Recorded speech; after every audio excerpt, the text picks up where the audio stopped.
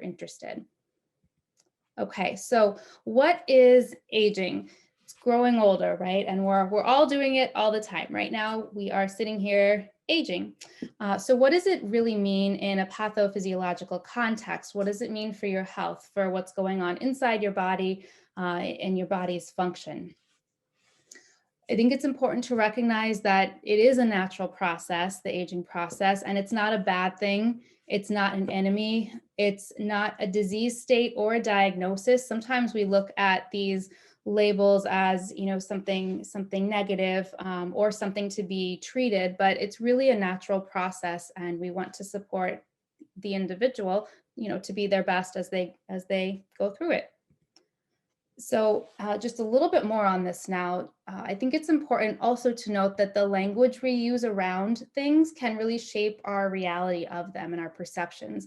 So the term anti-aging, I see that used so much today for, from foods to skincare, beauty products, all sorts of stuff. And the anti-aging term, what it's really getting at is trying to prevent aging, to speak to that natural process.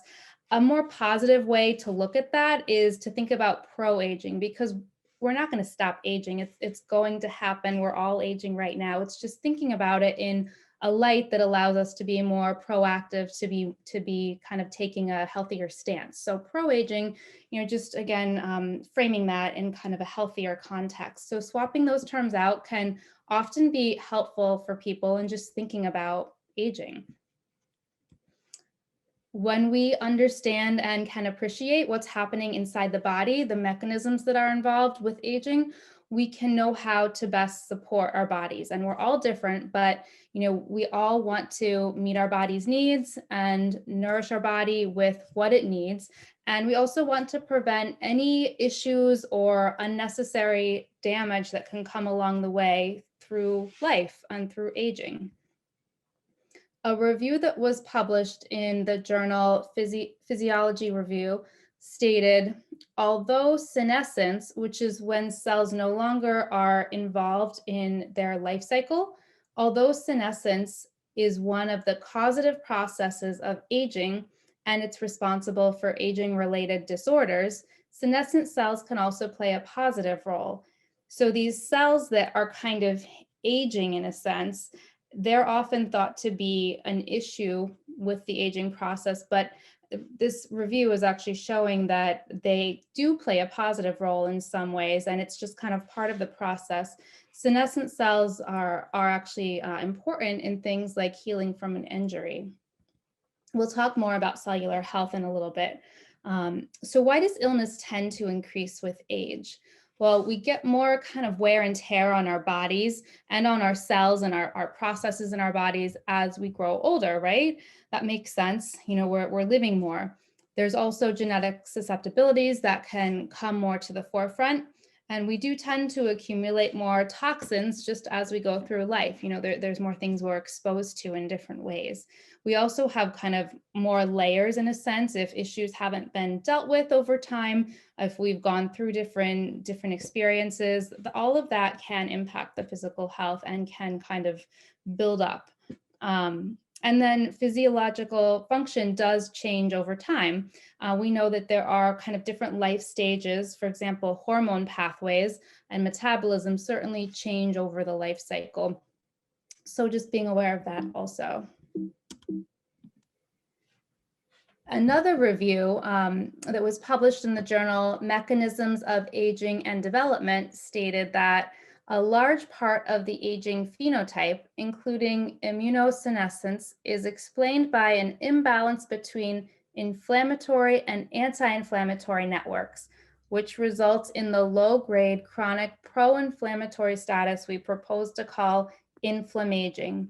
So that last word here, inflammaging, that's sometimes used to connote the connection between chronic inflammation that can just continue on as we age. So chronic inflammation is just inflammation happening in the body that kind of goes unchecked. It's not severe enough to the point where you necessarily address it, but it's contributing to cellular aging and the aging of your body in different ways. So inflammaging, it's kind of an imbalance here, as this review states. Now, there's a lot of factors that play a role in aging, and you probably already know all of these or most of them. But for example, lifestyle, diet, medications, supplements, other types of therapies, genetics, stress, your environment, your mindset, and a whole lot more. There's so many things. And then another review that was published in the journal Nutrients stated, while a lack of physical activity, decreased muscle mass, and poor nutritional status facilitate immunosenescence and inflammaging, lifestyle factors such as exercise and dietary habits affect immune aging positively. So what this is showing is that we can really change, we can kind of be empowered to take a more active role in healthy aging. Lifestyle factors like exercise and diet can play a big role. And so we'll talk about that in a moment too. So how do we really think about aging and thinking about what to talk through for today? There's so many different ways of approaching this subject. There's many different lenses that we can look at aging through, really. One way to look at aging is through systems, meaning like your cardiovascular system or your digestive system. So thinking about how aging impacts your systems and how we can support those systems. Another way to think about aging is through the lens of disease or illness. So the more common conditions that can come up and chronic illnesses that can come up for people today. We can think about aging in that way and think, how can we reduce someone's risk for this or prevent this? And then another lens is through cellular health, because when we're looking at anything in the body, whether it's like organ systems or tissues, your blood, everything is cells, really. You know, you've got a lot of cells in your body. You've actually got more bacteria in your gut than you do have cells in your body, but that's for our next talk. But cells themselves, their health is important for your whole body's health. That's what makes up everything in your body, really. And then another lens that we can look at aging through is quality of life. And this is a big measure that's used in a lot of studies because quality of life is very important as we age. We want to be able to engage in the activities and experiences and things that we want to do in life. So quality of life is another way we can think about aging. With all of this, all of these different ways to think about aging, it's important to recognize that the need for really a holistic, whole person, bigger picture becomes kind of apparent. You know, we want to be able to connect the dots and see what's going to be best for someone. And that's where naturopathic medicine gives us a really nice way to approach things and approach supporting people.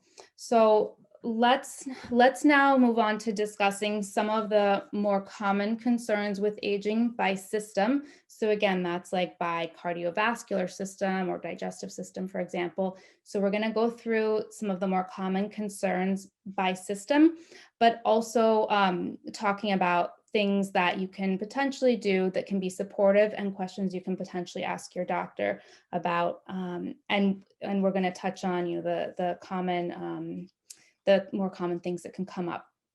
And then we'll talk about some additional areas to consider for your health, for long-term health. And then we'll wrap up with just really ways to kind of be empowered for greater health. So if you don't have a pen and paper handy, I would encourage you to get that right now, because I may mention something that you want to write down. And I'm going to try to go fairly quickly through the slides because I have a lot of slides. But I'd encourage you to write things down, because that'll also allow you to ask your own doctor later on, if you want to, about whatever it is. So go ahead and get that now if you don't have it. The next slide, you have nothing to write down here, really. So take your time and get that. But this is just a list of the different systems we're going to go through and thinking about some common concerns with each of these body systems. And the first one we're going to start with is cardiac function, and then we'll talk about kidneys, and then we'll talk about neurological health, which includes your cognition, and also digestive health, musculoskeletal health, and immune function. So we're going to go through all of these. All right. And so we'll start with the cardiovascular function. So some of the most common concerns as we age are high blood pressure, atherosclerosis, or like a hardening of your arteries. You can get plaque buildup, that kind of stuff. Not good. And then varicose veins, those can increase with age. Younger people can get them also. Cardiovascular function. So varicose veins, and then high cholesterol and diabetes, especially type 2 diabetes, has really kind of ballooned in more recent years. So some of the things that you can do to support your cardiovascular function include reducing stress. And I did a talk on reducing stress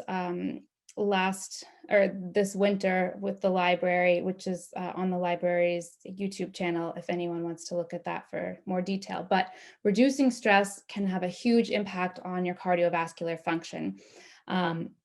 So this can help. This can help really just bring your body from more of a stressed, what we call sympathetic state, to more of a parasympathetic, relaxed state. And in doing so, it can reduce things like your blood pressure, for example. It can reduce a lot of cardiac risk. So reducing stress. So for example, exercise, meditation, therapy, creative things like art, breathing exercises, hiking, being in nature, all sorts of stuff can help with stress reduction. That's kind of a whole great topic area itself. And then socializing and talking with at least one friend a day. Research has shown that that is actually very important for helping as we age, helping a lot of different things, but cardiovascular health is one of them. It keeps you sharper. It keeps you, it keeps everything kind of feeling good, and it can help with reducing stress. And then exercising every day for your cardiovascular health. This is important. This is something that you should talk with your doctor about if you haven't been exercising regularly and if you have any cardiovascular concerns, because you do want to be safe. So if you're starting to exercise, you want to gradually increase the intensity and the amount of exercise, gradually increase that over time. The American College of Cardiology, that acronym is wrong there, I'm sorry. The American College of Cardiology recommends 150 minutes of moderate exercise every week, or 75 minutes of intense exercise every week. And you can kind of break that up in different ways. But really moving daily is very important, and trying to rotate your type of exercise so that you're not doing like all cardio type aerobic exercise every single day. Vary that so that you're getting maybe some strength training in, some cardio exercise, different types of exercise. It's going to benefit different body systems, and it's just going to help you be kind of stronger, healthier, better overall. Again, check with your doctor before starting any new routines with exercise. And then healthy nutrition.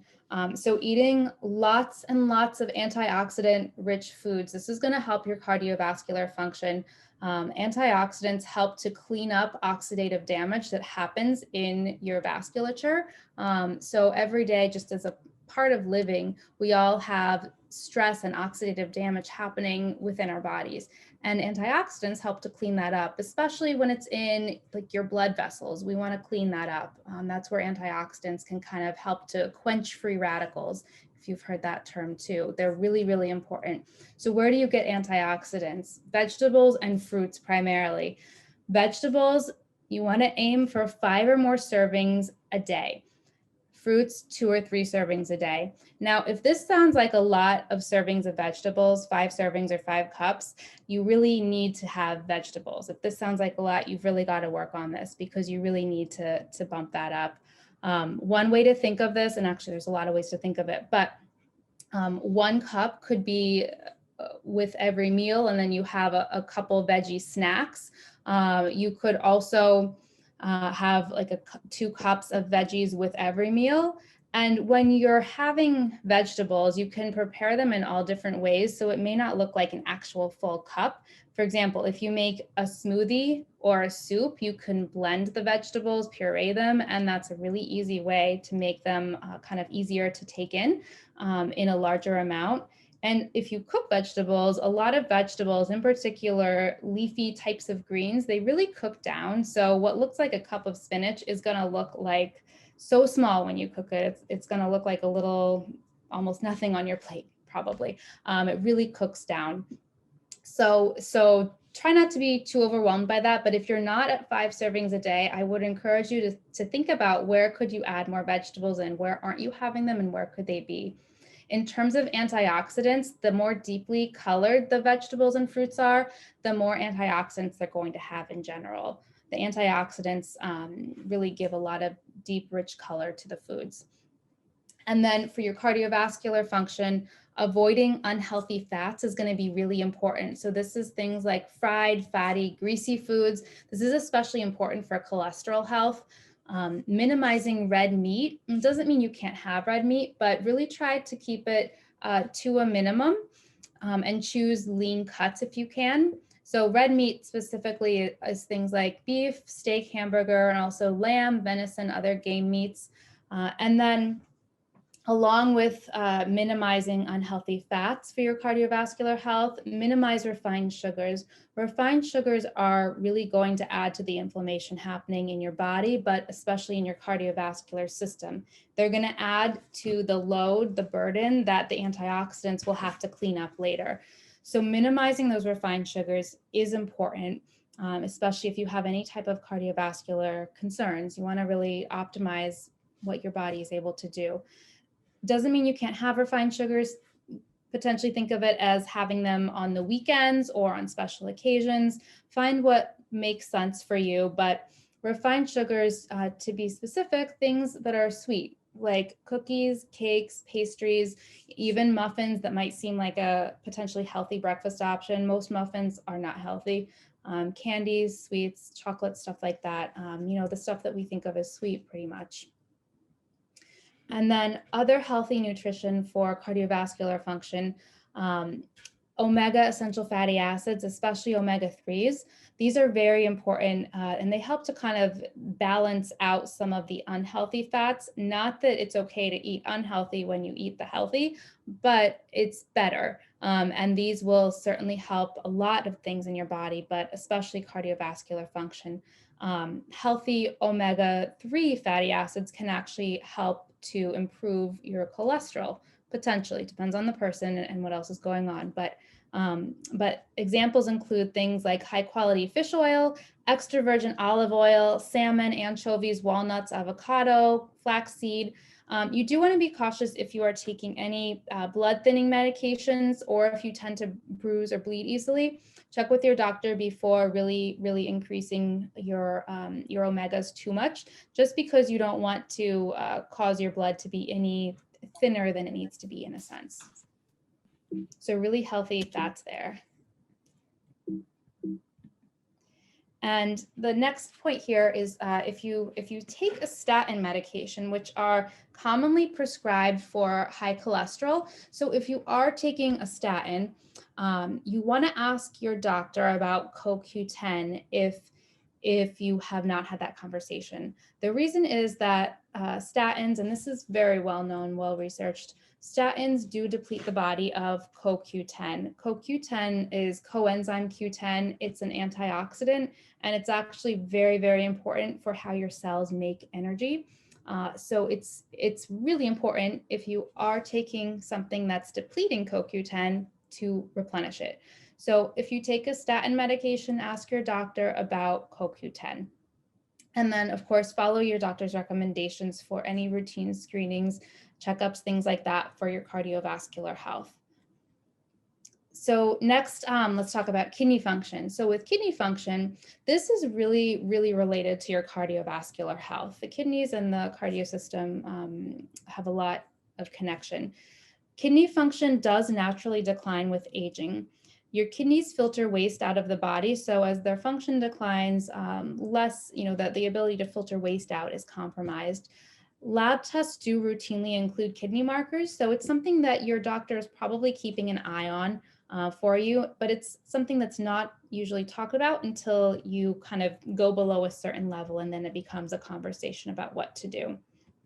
So it can be nice to address that sooner. So with kidney function, you do want to make sure to hydrate appropriately for you, and ask your doctor if you're not sure what that means for you. For most people, that means about 64 ounces of water a day. Drinking water throughout the day is the best way to do it rather than guzzling a lot of water at a few points. Water throughout the day is the best way for your body to take in that hydration. Avoiding drinks that are not so good for you, that are not going to be hydrating, that are not going to be nourishing for your body would also be helpful. So that's things like soda, diet soda, energy drinks, sweetened drinks, fruit juices. Fruit juice is okay in a minimal amount. Really try to keep it to less than 4 ounces a day. You could add water to 4 ounces if you want to have a larger glass of something like orange juice or pomegranate juice. But the reason you want to limit it is because fruit juice, even if it's like pure, organic, nothing else added fruit juice, it's got a lot of sugar content. And when you take that in a liquid form, your body readily absorbs it, and it can really kind of mess with your blood sugar. That's going to affect your kidney function. It's going to affect potentially, your blood sugar, your metabolism, all sorts of downstream stuff. So really just being mindful, again, kind of like with the sugar, being mindful of your intake of fruit juice. Doesn't mean you have to avoid it, but try to keep it to a minimum there. And then with kidney function, be smart with your protein. So too much protein at once can be stressful for the kidneys. It doesn't mean you have to decrease how much protein you're eating. You do need protein, it's very important. The point is to try to spread out your protein throughout the day rather than having a lot at once. One serving of protein, and this is especially important for animal protein, one serving is about the size of your palm. So it's not like the big size of a steak you get if you're out, or like a big burger size. It's about the size of your palm. So if you can try to limit your protein at one time to that amount, that would be beneficial for your kidneys and potentially for other things in your body. And again, your kidney function can be assessed on your routine blood work for the most part. So it's something that your doctor could potentially give you a little bit more insight into. But just know that having an excessive amount of protein at once can be stressful for the kidneys. And if you're using anything like protein powders, that's also an important point, and a reason that you don't want to just, really load up and do, multiple scoops of protein powders, because it's not necessarily the safest thing to do in that regard. Something for kidney function that can be nice and supportive and gentle is hibiscus tea. You can have it hot, you can have it cold, but hibiscus, it's that beautiful flower that we see when it's warmer out. It can help to lower your blood pressure. It acts as a mild diuretic and a mild ACE inhibitor, which both of those are also types of drugs that people can take. But the hibiscus tea, if you're using it regularly, it can have a gentle therapeutic effect. So do talk about it with your doctor if you have concerns, because in some cases you may actually need your medication adjusted, especially if you're doing other kinds of diet and lifestyle things to improve your kidney health and your whole health. But hibiscus tea can be a nice, gentle support. And then coenzyme Q10, again, for your kidney health, coenzyme Q10 is important. And remember, this is the one that statins deplete. Statins are that drug that is commonly prescribed for high cholesterol. So because statins deplete CoQ10, it's important to replenish it if that's happening. So check with your doctor to see if that's appropriate for you. And now digestive function. So with digestive function, some of the more common concerns that we see are constipation, diarrhea, gas, burping and bloating, and heartburn. And these are really common concerns for almost any age. They can be, it just depends on the individual. So with digestive function, as you can probably guess, food is really important. So clean eating becomes even more important for helping to support your digestive function to be its best. So avoiding lots of refined sugars and packaged foods, thinking about whole food forms of things, that's going to be the most nourishing for you. And whole food forms of things are like the form that a food is in when you pick it from whatever it's in nature. So for example, rice as a grain, it's a whole grain in itself. There's a plant and rice grows and you get the rice grain. It doesn't go get processed into something else. Whereas if you have like rice pasta, for example, the rice grain has to be processed into the pasta. Pasta doesn't grow on a plant. So differences like that can give you an idea of, is something in the whole food form? And really trying to minimize the highly processed foods especially can be helpful here for your gut. Fiber is important for your digestive function, also eating your vegetables. So again, the 5 or more servings or cups of veggies a day. Veggies give you really good fiber, and there's different types of fiber, but most foods have, or most vegetables have both types of fiber. Insoluble and soluble are the 2 main types there. And so most veggies have both of them in different amounts, but fiber is important for your digestive function, for moving things in a healthy way through your gut, for kind of cleaning things up too. And then trying to fill your plate with veggies at every meal. And the USDA has something called My Plate. If you haven't seen it, it's what the old food pyramid is now. It's now My Plate. And so it's a plate and it's divided into sections, and half of it is full of veggies, basically. And so that's actually the USDA's recommendation. So this is not, not that it's not mainstream in a sense. It's kind of coming down from the USDA too, that vegetables are important. So really think about how you can fill up on more veggies at meal times. And then for digestive function, try to avoid foods that upset your stomach. And that could mean, foods that make you gassy, foods that give you heartburn. Red sauces and garlic and onions are really common triggers for that. But any foods that bother you digestive-wise. Trigger foods are different for everyone. So pay attention to what you've eaten when you feel unwell and think about what could it have been that contributed. And you can discuss how to identify food triggers with your doctor. There's other kinds of tests and assessments that we can do to identify sensitivities in people, but you can often tell what foods are not, sitting well with you just by paying attention to what you've been eating and how you're feeling. And then hydration. So hydration is important here too. Drinking water throughout the day. Consider getting a refillable bottle so that you know exactly how much you're drinking every day, and aim for at least 64 ounces a day, unless, of course, you have any specific concerns or conditions where you shouldn't be drinking that much, and your doctor could tell you that. But for most people, water is going to be a good thing when you get more of it. And then digestive-wise, again, consider a probiotic to help to rebalance your gut microbiome. All probiotics are different, and probiotics are basically bacteria that you take in a supplement form to help to kind of repopulate, replenish that bacteria in your gut. And your gut microbiome is all of the bacteria that live inside of your gut, and it's healthy. It needs to be there. Sometimes it can get off balance, and sometimes it can need some support, and that's where a probiotic can potentially be helpful. A probiotic is not always needed though, so it's important to talk with your doctor to see what makes sense for you. And another just point on this that I want to make is that all probiotics are different. Just because you've taken one probiotic and had no effect doesn't mean that another one isn't going to be good for you. They're all very different, which is why it's good to have a conversation with your doctor or someone who's well-versed in probiotics and what could be helpful for you. And then digestive-wise, physical activity is going to be helpful here too.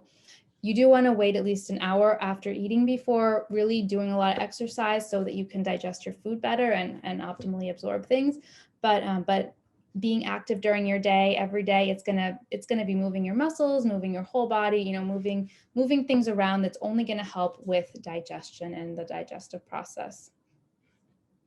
And then shifting to your neurological system now, so neurological function. So some of the common concerns with neurological function in aging include cognitive decline, memory loss, neuropathies, numbness, tingling, that kind of stuff, and then other sensory types of changes. For example, like loss of the ability to smell very well. So one big thing that you can do for your neurological function is to avoid refined sugars. And this also, affects so many other systems. Again, we talked about this in your cardiovascular health, but refined sugars are not going to be good for you. They're not adding any nutritive value really, unless, somebody's hypoglycemic and needs some sugar. But refined sugars are not giving you really any benefits. So the first kind of step in avoiding refined sugars, if you want to, is avoid the sweet stuff, the stuff that we mentioned before, the sweets, pastries, cookies, cakes, muffins, candies, chocolates, stuff like that, stuff that's obviously sweet. And then the second step is, once you're there, also avoid the highly processed foods. So almost anything that comes in a package is a processed food. And then a highly processed food is processed to more of an extent than some of the processed foods. And there's, it's a little bit technical to get into that right now, but highly processed kind of speaks for itself in a sense. It's more highly processed. So when it's more highly processed, it's going to break down much quicker in your body into simple carbohydrates and simple sugars that are then going to go into your body and spike your blood sugar and cause other effects from there, including affecting your neurological function. So avoiding refined sugars would be a good idea for almost everybody. And then healthy nutrition, continuing on here. So omega essential fatty acids. Now, this might sound familiar because we've mentioned it already, but I'm repeating things because they are important, and I want you to see how they do affect multiple systems in the body, and so much more than we're even covering here. But with the omega essential fatty acids, again, these are things like high quality fish oil, extra virgin olive oil, salmon, anchovies, walnuts, avocado, flaxseed. This is the one that you want to be cautious if you're taking any blood thinning medications, or if you bruise or bleed easily. Check with your doctor before using a lot of this or increasing this a lot. But omegas are very, very important. The healthy fat content is really essential for proper neurological function. Your neurons and the nerves in your body, they're coated with like a fatty coating. And that fatty coating is made up of the fats that you eat. So if you are eating poor quality fats like junk foods, fried, greasy foods, fatty meats, that poor quality fat is what your body is going to use when it needs to coat things, when it needs to make cell membranes. It's going to use poor quality fats. That's going to translate to less good neurological function, less good cellular health, less good all around. The higher quality fats you eat, especially the omegas, are going to be much, much better for your nervous system, your nerves, your neurons, your brain, your cognition, everything. And then hydration, again, here, it's so important. This is something that sounds so simple, but there are so many people that I see who we talk about it, and it's just, it kind of gets left to the side because it seems so simple. It seems too simple to make a difference, but it really can make a difference. Your brain literally does shrink as you age. So as we age, our brain is smaller than when you are like 10 years old. And as your brain gets smaller, if it's dehydrated too, it's going to be even more shrunken in a way. So to really help your brain to be healthier, hydration is important. Drinking water throughout the day, again, is the best way to do it, not guzzling it all at once, drinking throughout the day so your body can really take it in and use that hydration, aiming for at least 64 ounces a day, unless your doctor's told you to limit it for whatever other reason. And then again, for your neurological function, it's important to minimize and avoid the drinks that are not going to be good for you, like sodas, energy drinks, sweetened drinks, that kind of stuff. You probably already are aware of this, but keeping your brain active can really benefit your neurological function for the long term. It keeps your neurons firing, and it keeps them healthy and engaged, and it keeps them from gathering dust in a sense. You don't want your neurons to be gathering dust. You want them to be used. You want to be kind of growing, branching out in new ways. So doing mental exercises and brain games every day is a really good way to give your brain some activity. It's like physical exercise, mental exercise. You're working that mental muscle. So some examples include crossword puzzles, word searches, chess, trivia. Trivia can also be a social activity. And here I've also listed socializing as important for neurological function because it really is. Again, it's important for a lot in health, but it keeps you active and engaged and connected to other people. And that really does help with your cognition, with your ability to engage in conversation and keep those neurons firing. It helps with so much there. All right, shifting to the musculoskeletal system now. So some common concerns here include bone density, the alignment of your vertebrae and your skeletal system, muscle atrophy, loss of muscle mass, wasting, weakness, joint pain, and arthritis. So being physically active daily. I'm repeating this again because it's so important here. Choose the exercises that you do enjoy and try to vary or rotate the exercises so that you really are working different muscle groups and benefiting in different ways from what you're doing. So for example, you could do, cardio a few times a week, and then you could do strength training a few other days. You could do some kind of circuits. You could do different things, and your doctor, you should check in with your doctor to make sure that you're adding in activity that's safe for you. But this is such an important aspect for health, especially as we age. You got to stay active, really. And I didn't write this on here, but stretching is also very important, especially as we age. We want to continue to allow our bodies to be limber and flexible. So stretching with exercise is important too. All right. And exercise, I listed a few other things here. Exercise every day helps to maintain and improve your bone health. It also helps to maintain and improve your muscle tone and strength and your flexibility. And again, it helps many other systems in your body as well. And if you're not exercising very much right now, or if you're more sedentary and thinking about this is a big shift for you, think about what you could do, even if it's chair exercises to start with. Every step you take is a step that you take, and it's important.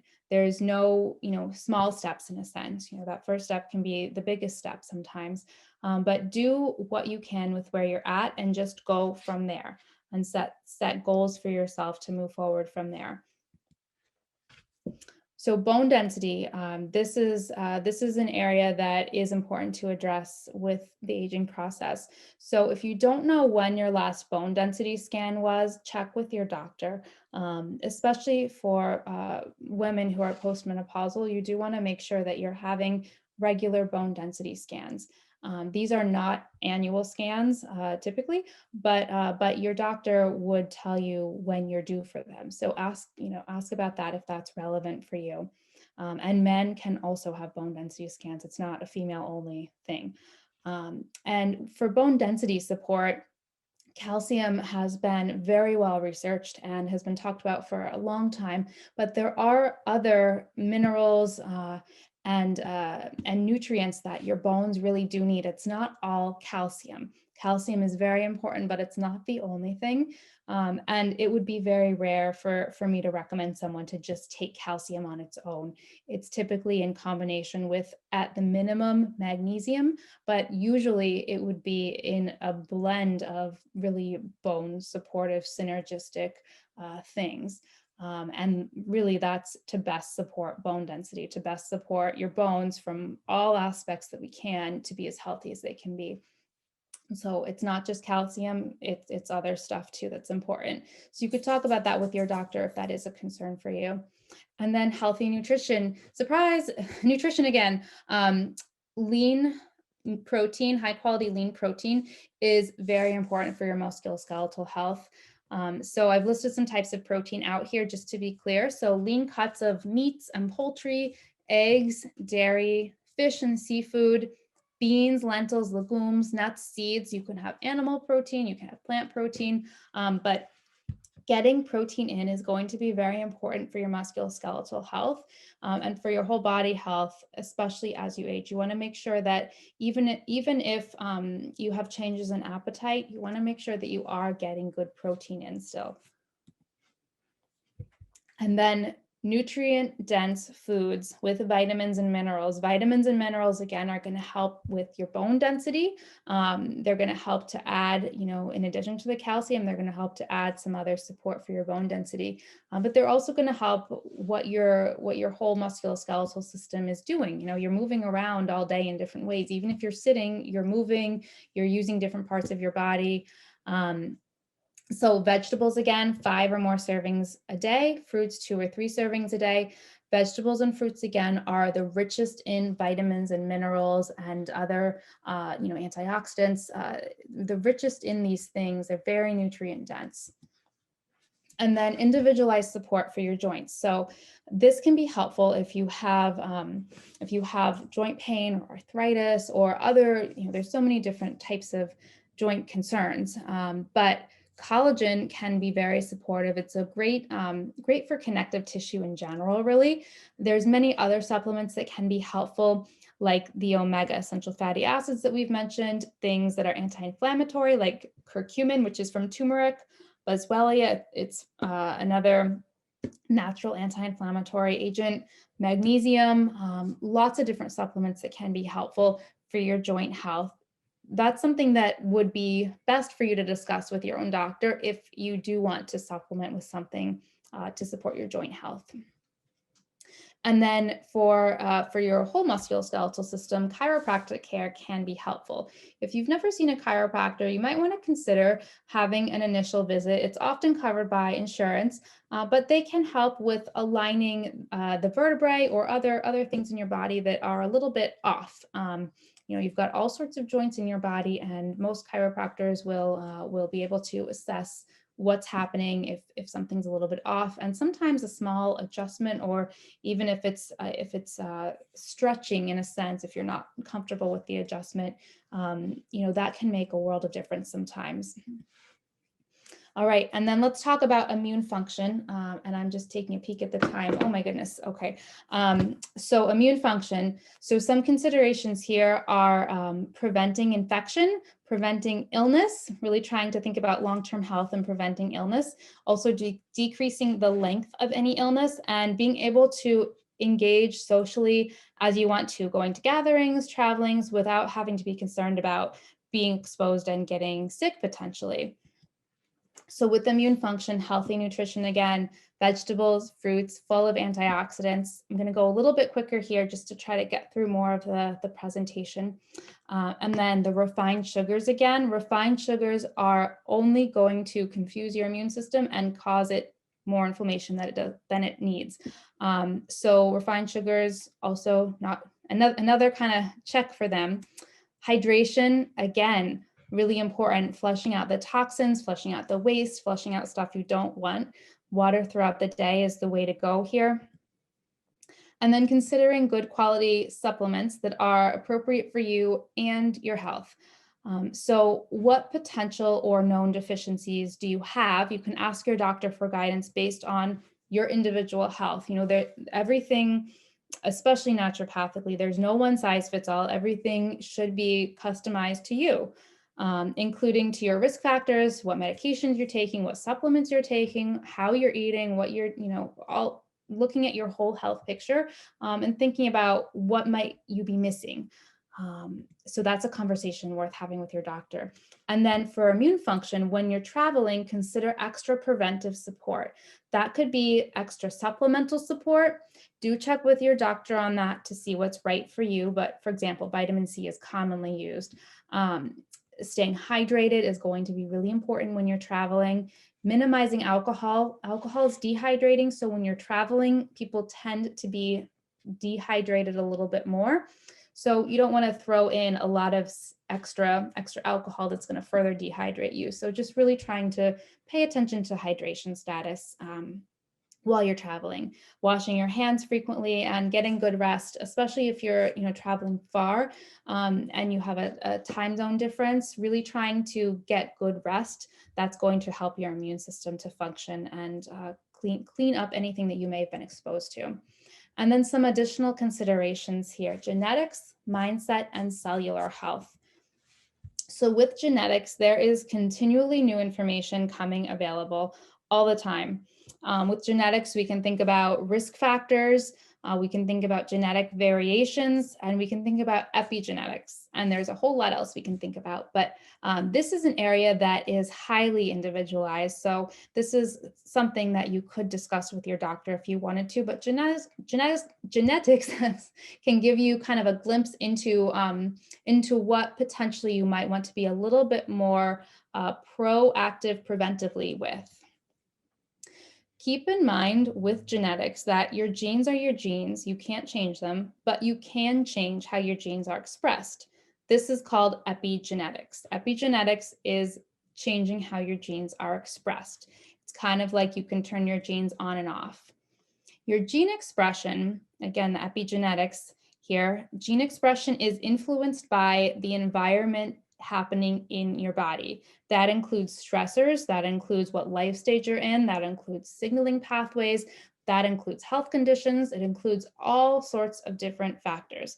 Your body is very intelligent, your cells are very intelligent, your genes are expressed based on how they're signaled to be expressed. So in a sense, you can turn on and off your genes, and this is very powerful. So what I hope that you get from this slide is that just because you may have genetics or family tendencies for something doesn't mean that it's something that's definitely going to happen. You can have some power in a sense, and that's important to discuss with your doctor because it's different for everyone. But just know that gene expression is not fixed. It can be influenced and it can be changed. So how can we just kind of work with epigenetics in general to optimize things? The things we've already talked about really that flow through to so much. So good nutrition and hydration, exercise, stress management, and reduction. It kind of boils down to some really simple points. And then allowing for optimal physiological function. So not putting stuff in your body that is going to be a burden. Like for example, just to pick on the refined sugars again, we know that that's not going to add nutrient value. We know that it's not going to be helpful for the body really. It's just going to be something the body has to later clean up.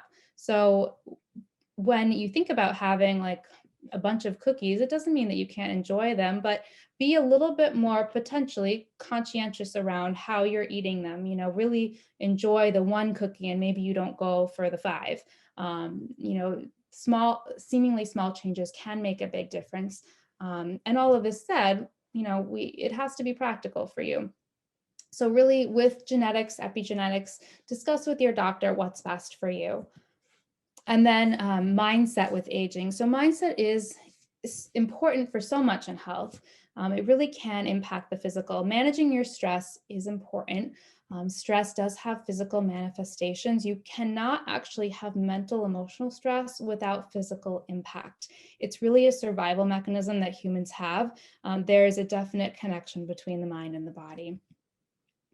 Again, your mind is a powerful tool and it impacts what's happening in your body, your physiology. Some examples of this are the fight or flight response and the mind-gut connection. So with the mind-gut connection, for example, you have this neurotransmitter called serotonin. It's kind of like one of the feel better and calming neurotransmitters. It's a neurotransmitter. So with that, we tend to think of, the brain, right? How you're feeling. But actually serotonin is produced, the vast majority is produced in your gut by your gut bacteria. So not even by your body, but by your gut bacteria. We're going to talk about gut bacteria next month in our talk, but just an example of how something that seemingly is kind of mental, emotional, like serotonin has that influence. It's actually very physical, and there's a cycle there. There's so much we could talk about there. I'm going to keep going just because of the time. So managing your stress, one more point here is Respond versus reacting to stress triggers. So respond meaning pause and take a breath, consider your response, and then respond rather than reacting immediately. If you can put that breath, that pause in between what happens and what you do, that can help to shift your body down from that stress state a little bit, especially over time when you start practicing that. And it can make your interactions with the world a little bit better, potentially better for you. Again, your mind is a powerful tool. Choosing thoughts that will be helpful for you is powerful. So things like affirmations can be helpful. When we're talking about aging, I would encourage you, we're all always aging, but try not to be too constrained by feeling like you have to be age appropriate all the time. What does that phrase even mean? We're all just, wherever we're at. Age is a number in a sense. So the kind of getting away from some of those societal expectations around age can be helpful for some people. And then keeping your mind active, like we've talked about, and also mindfulness meditation can be helpful. Okay, and like I mentioned, there's a lot more detail in my stress talk posted on the library's site from a few months ago. And then cellular health here. So cellular health, we can think about communication between cells and within cells. The health of cell membranes is very important for that. And then also inflammation as it relates to cells, things like free radicals and oxidative stress and damage can come up. And then cellular nutrition. So good nutrition, or I'm sorry, cellular energy. So good nutrition is important to give your cells the substrates, the things that they need to carry out their processes. And CoQ10, like I've mentioned before, that's the antioxidant that's depleted by statin drugs. CoQ10 is very important for your cellular energy. So cellular health, one more time, hydration, so important. The body's mostly water, your cells need it, so important. And again, the omega essential fatty acids, those healthy fats are so important for your cell health. That's what your cellular membranes are made out of. And your cellular membranes are how your cells communicate with your body, with other cells. They are what lets things in and out of cells. They're essential. And some researchers actually liken your cell membranes to a brain in your body. Healthy nutrition, again, antioxidants, vitamins, minerals, eat those veggies and fruits. The veggies aim for 5 servings, 5 cups a day. Think about where you can add those in. And the high quality lean protein is also really important for your cell health and for your whole health. Really, the things your foods break down to are so important to allow your body to manage itself. And then supplements for cell health. CoQ10 is one example. There's other micronutrients, lots of other micronutrients that are important for cell health. So if you're deficient in any of them, it may be useful to take those supplementally if needed. So check with your doctor on that, if so, to determine what you may be deficient in. The mind-body connection with cells is really important to note. Your cells are impacted by your mental emotional state. So that's where stress management and meditation and mindfulness can really be very helpful. And with all of these different considerations, coming back to that term inflammaging, the chronic inflammation that can happen as we all age, we can minimize inflammaging by making better choices, pro-aging choices, if you will, on a consistent basis. So that means things like healthy nutrition, hydration, stress management, physical activity, and support from your medical provider. All of this has to be doable for you. Start with gradual changes. If this sounds like, a lot to potentially tweak, gradual changes can really help to make things more doable and help you to be more consistent long-term. With so much happening in your body all the time, it's important to understand not only the different functional systems, but also to see the connections among things and to have a broader perspective for health and healing. So just know that every change you make, again, no matter how seemingly small it might be, it does make an impact. And don't underestimate that power of gradual changes, and don't underestimate yourself. You really can do so much for your health. So again, just a note on recommended routine screenings, make sure to do those. Your doctor will tell you when you need to do them, but make sure to do those. Those are just kind of an important piece of long-term care for everyone. A common question that I get is, should I take a multivitamin mineral?